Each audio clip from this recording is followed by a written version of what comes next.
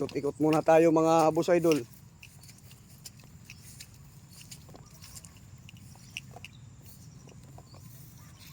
May mga ano na. May mga bunga na nagsilabasan. Baka hindi nga umabot ng katapusan ng March. Harvest na tayo.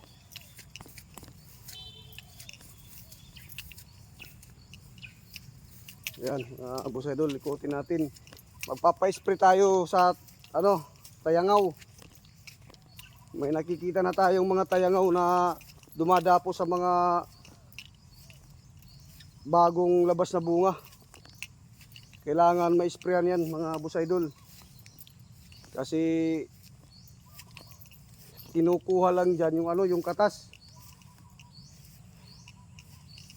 Magiging ipa na lang yung matitira sa palay mo pag pinabayaan yan mga boss idol.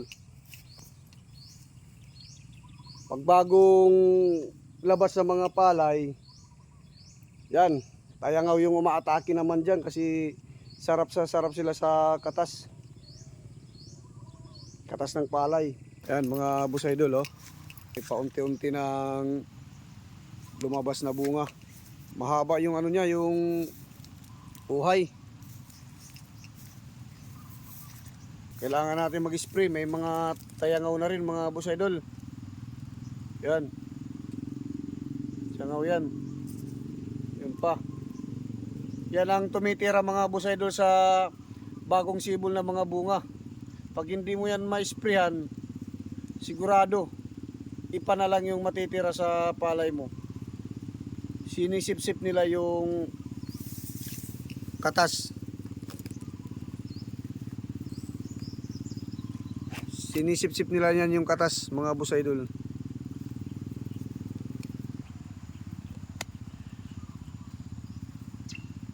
Yan, tayangaw yan mga boss idol. Kailangan mag-spray kasi pag hindi na-sprayan mga boss idol, ipa na lang yung matitira dyan. Sinisip-sip nila yung mga katas ng palay. Bukas magpa-spray tayo mga boss idol para sa tayangaw. Salamat nga pala sa mga natin at saka followers. Shout out sa ating lahat. God bless sa inyong lahat mga boss idol.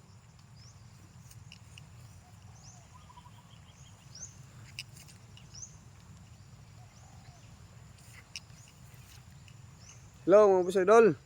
Hanggang dito na lang.